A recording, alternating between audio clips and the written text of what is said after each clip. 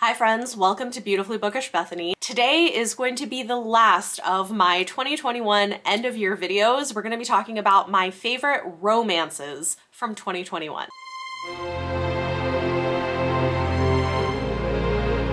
I always love making end of year content reflecting on my reading from the past year. This is the final one, and if you've missed any, I will link a playlist up above of all of my end of year videos. Note that this is going to include end of year videos from previous years, but that's where you can go to find all of that content. I know a few of you have been waiting for this, so today we're going to talk about my picks for the best romances written in 2021. And there's a lot of them. I have 20 on this list. I did read a lot of romance this year, and a lot of it that was published this year, and there were some really great books that I want to highlight. Note that this is adult romance. This doesn't include any YA titles. If you want to hear my picks for best YA of 2021, I will link that video up above. That does include romance as well as other genres. But today we're going to be talking about the 20 best adult romances released in 2021. And I'm going to tell you these have a wide range of steam levels, everything from none at all to quite steamy. Let's dive right in. Coming in at number 20 is The Intimacy Experiment by Rosie Danan.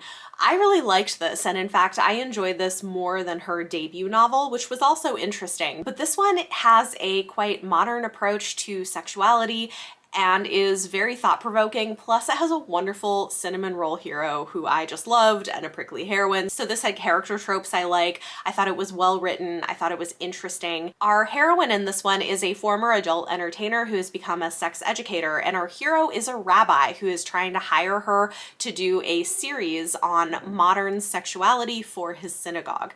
I just loved this so much. I loved their relationship. I loved the way that this reflects on the complications of sexuality and faith and wrestles a bit with how we can have both in our lives in the modern context. And they just had a great relationship. I think if you haven't picked this one up, it's definitely worth a look. Number 19 is Sweet Hand by N.G. Peltier.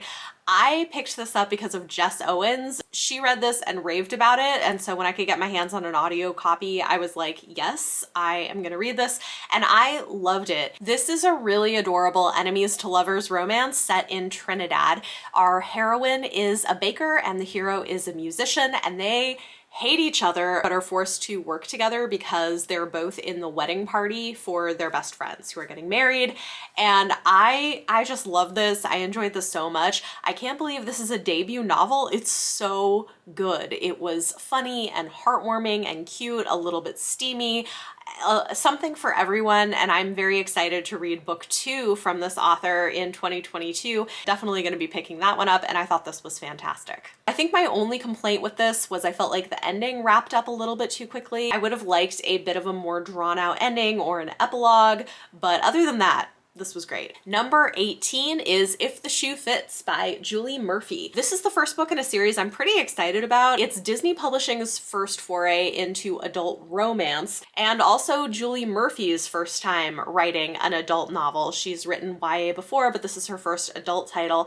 It is a very loose Cinderella retelling that's like Cinderella meets The Bachelor with a plus-size heroine, and I enjoyed the hell out of this. It was just so good. She does a great job with fat representation. If you're a fan of the Bachelor franchise or that sort of dating reality television, you'll probably get a kick out of this. And for people who are concerned about the fact that Cinderella is like a fairy tale for children, it is loosely a Cinderella retelling. It doesn't feel weird. So I'll just say that. I loved this. I thought it was great, and I'm really excited to see what else they do with the series. I know Jasmine Guillory is going to be writing a Beauty and the Beast retelling that's like a modern day take on that, which we're getting in 2022. So I'm for sure going to be picking that one up as well. But If the Shoe Fits was really good. It was everything I wanted it to be. It maybe could have stood to be a little bit more spicy. It's got more of like a closed door, vague approach to steamy scenes, but other than that, really good. If you've seen my video on best indie titles of the year, you've seen me talk about number 17. This is The Road Home by Christina Berry. I really loved this, more than I think I even anticipated liking it. It's an indie romance following an indigenous guy who's Cherokee, who's also in a death metal band, and the heroine is a girl who does roller derby, and they are two very broken people slowly finding love and healing together.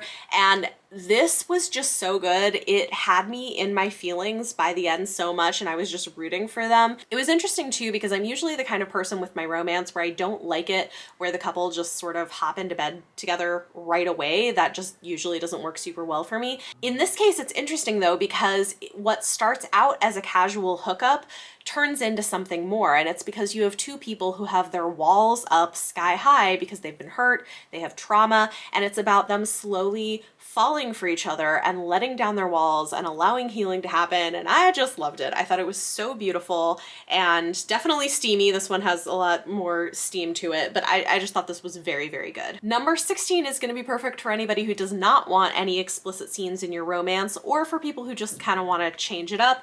This is The Matchmakers Lonely Heart by Nancy Campbell Allen. It is part of the Proper Romance line from Shadow Mountain Publishing. They publish romances that basically just have kissing in them and that's it. They don't have anything else. I loved this. I thought it was really well done. It's got a murder mystery plot at the center of it, and I just was really into it. I thought the romance in this was so well done. And something I've noticed with the more proper romance line is that you can at times get romances where you don't feel a ton of chemistry between the hero and heroine. That was not the case here at all. I really believed the chemistry that they had between each other, the fact that they were into each other, they were excited about their relationship by the end, and they were kind of opposites in some ways. I don't want to get too much into the plot here, but I thought this was very good. So if you're looking for a historical romance that's very slow burn, has a great relationship, awesome banter, and a murder mystery in it, and you don't mind having no spice or actively don't want spice in your romance, I think this is a great pick. Number 15 is another historical. This is The Spinster and the Rake by Eva Devon. This was so much fun. It was pitched as My Fair Lady meets Pride and Prejudice with a twist, which I can kind of see where they're going with that, but I really liked this. It ends up with sort of a marriage of convenience where the hero and heroine are accidentally found in a compromising situation with each other, even though nothing's actually happening, and then they have to get married, but then end up falling for each other. And I really loved it. If you like a grumpy hero with a heart of gold and a heroine who pushes back on his bullshit, this is a really good one to check out. I just had a blast with it. I loved their dynamic. I liked their banter. I thought it was a really fun romance and definitely one worth checking out.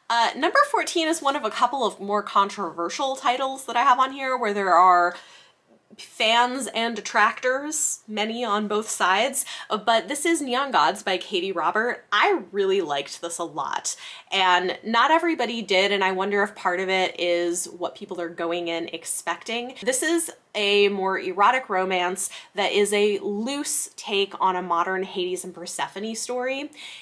It is not plot driven at all. There is a little bit of plot, but given how many pages it is, it doesn't take that much, it doesn't focus that much on the plot. It's really more about the characters. And I just loved the character dynamic. I really loved their relationship. I thought this did some interesting things, modernizing Hades and Persephone and giving us a Persephone who has a lot more agency. I just really enjoyed this. This was a 5-star read for me, but I have seen people who hated it, so I get that it's not everybody's cup of tea. And it's interesting because as I'm filming this, I just got done reading book 2 in the series, Electric Idols, and I actually like this better. Although, for people where the criticism of Neon Gods is there wasn't enough plot, there's a lot more plot in Electric Idol, but I didn't care for the relationship as much. I really liked the relationship in this one, so it worked for me. I think I tend to be a sucker for two broken people who end up finding in love and healing together. That has been a repeated theme in some of the romances I've most enjoyed this year, and I feel like Neon Gods gives us that, so I liked it. Coming in at number 13 is one that I think is going to make a lot of people's list this year. This is Actor Age Eve Brown by Talia Hibbert. The very last book in the Brown Sisters series. This one features a hero and heroine who are both autistic, although the heroine doesn't necessarily know that at the start of the book. It's quite steamy, it's quirky. I liked it. I really enjoyed Eve as a character, and I liked the way this talked about the differences in how women on the autism spectrum don't always get diagnosed as early because they can exhibit in different ways than men do. I thought this was great. I'm generally a fan of Talia Hibbert's writing. This isn't my favorite book in the series. I think Take a Hint, Danny Brown is my favorite, but it was a very good installment and I enjoyed it. Number 12 is One Week to Claim It All by Adriana Herrera. And actually both of the books that came out in this series in 2021 are on this list, so you're gonna see the next one in a bit. But I really enjoy Adriana Herrera as a writer. She's become one of my favorite romance authors, kind of a go-to, and I have just really loved this series she's doing for Harlequin. It's the Sombrano Studios series. This one's kind of an enemies to lovers and second chance romance with a beautiful plus-size Latinx heroine, which I think is wonderful. When her father dies, our heroine has the opportunity to inherit the role of CEO at his business, but she has to go up against her ex. They are fighting for control of this media empire, and of course, sparks reignite along the way. I really enjoyed this. It's not very long, it's just a little bit over 200 pages, but man, does she accomplish a lot in this. So we've got Latinx characters, great food descriptions, which Adriana Herrera always writes great food descriptions that make me like, that sounds good. I maybe need to go find that restaurant, because she's also from New York City, so I have before like tracked places down from her books. Loved it. I loved the fat representation. It was steamy. It was great. Coming in at number 11 is Battle Royal by Lucy Parker. I feel like Lucy Parker is always a good bet. I just generally enjoy her books. This one was fantastic. It does have a lot going on, I will say. There are a lot of different plot threads, and so I think one critique people might have is that it's got too much happening. Personally, I wasn't bothered by that. It totally worked for me. This is an opposites attract, rivals to lovers story following two bakers, one of whom is kind of your rainbows and sunshine, unicorn and glitter baker who had been on a reality TV show where there's a judge who's very grumpy and known for being harsh as a harsh critic and mean. And so they kind of became enemies through that show. Now they own bakeries across the street from each other, and while his aesthetic is total minimalism, black and white, clean lines, hers is like fantasy, unicorns, rainbows, and glitter. They do not like each other, but then she is brought on as a judge for the reality baking show, so they have to work together. And on top of that, they are competing to have the opportunity to make the wedding cake for the princess who just got engaged. And there's more than that. So there's a lot of moving pieces, but I loved this. I loved their dynamic. It's kind of a grumpy sunshine thing, and it was great. This beautiful. It was wonderful. Number 10 is one that I think kind of straddles the line between romance and women's fiction. I would say this is still a romance. You do have a happily ever after. You do have a primary romance that you're following, even if there are a lot of other pieces to the story as well. This is The Heart Principle by Helen Huang. Man, I really loved this. I thought it was beautifully written and emotional. I'm definitely glad that I knew going in what to expect, because the tone of it is quite different from the first two books in the series. The first two are more frothy rom-coms, and this one is a lot heavier. It's dealing with difficult issues like illness and loss and grief and caring for an ill parent. I thought it handled everything really well, and I also loved the romance. I don't think everybody did, but personally, it really worked for me, even though they come together when they're both going through very difficult times.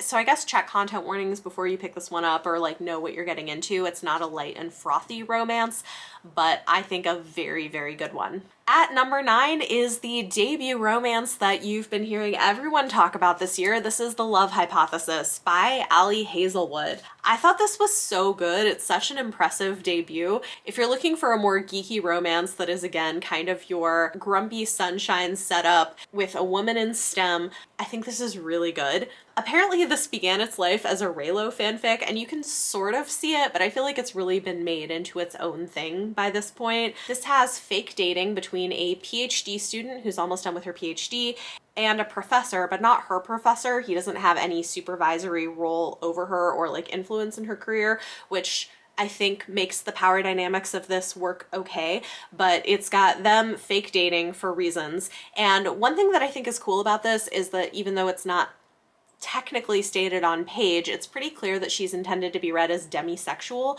so it's a slow burn romance. Demisexual, for anybody who doesn't know, means that somebody needs an emotional connection before they experience physical attraction, and that is what happens here. So slow burn, geeky romance. I really liked it. I thought it was great. Number 8 is The Matzo Ball by Jean Meltzer. I enjoyed this so much. It has like Hallmark rom-com vibes to it, but with Jewish protagonists, and I really enjoyed it. I thought it was fun and funny. I also loved the fact that our heroine has a chronic illness and is disabled, but in a way that isn't visible to people who don't know. That's not something you see in romance all that often, and reading the author's note at the end, you come to realize that it is an own voices portrayal, that she herself has been living with this same chronic illness that the main character has. So I thought that was really good and really woven into the story well. It's like a childhood enemies to lovers story where our heroine is reconnecting with her 7th grade crush who broke her heart at Jewish summer camp. And it's a funny setup. The heroine is the daughter of a renowned rabbi, but is secretly a best-selling author of Christmas romances. But now her publisher wants her to write a Hanukkah romance and she's not sure what to do. But this guy who broke her heart back in 7th grade is putting on a fancy matzo ball and she wants to attend to get inspiration for her book. I really enjoyed this. Is it a little bit cheesy? Yes. Does it have that like Hallmark comedy vibe to it? Totally. But it really worked for me. I thought it was a lot of fun. And this is also another one that's really great if you don't want steamy scenes in your books, because this is more of like a closed door approach. So I enjoyed it. Number 7 is that other Adriana Herrera book. This is Just for the Holidays. It follows the half-sister of the main character from book 1. It's a second chance romance where the couple are snowed in together around Christmas. The hero is a well-known Latinx actor, and the heroine is a casting director trying to convince him to be in a film that she's casting for. But the twist is that he broke her heart in college when they used to date.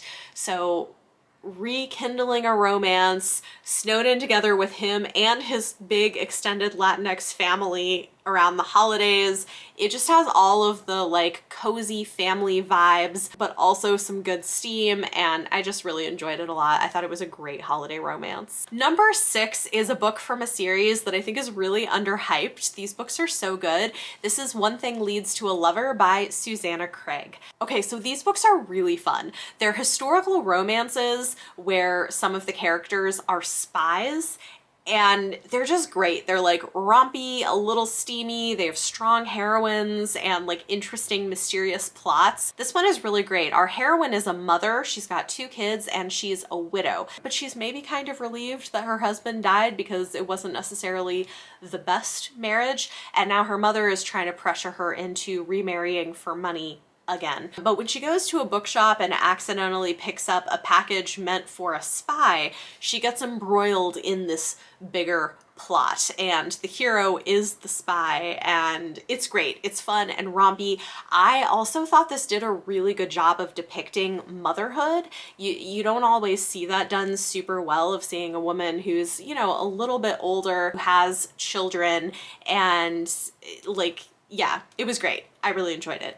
Go read it. Like, not enough people have read it. I haven't seen anybody else talk about these books, and they're super fun. We are on to my top 5. Coming in at number 5 is Her Wicked Marquise by Stacey Reed. This is another one that I haven't heard a lot of people talking about. It was so good. I will say this is on the heavier side for a historical romance. If you're looking for something light and frothy, that is not what you're getting. This deals with some heavier topics, but I just thought it was done really well, and I loved the romance between the couple. Our heroine is nearing spinsterhood, and her parents are trying to push her into an arranged marriage with a man who's much older than her and pretty creepy, and in order to try to get out of it, she tries to create rumors by being around this guy who's a known rake.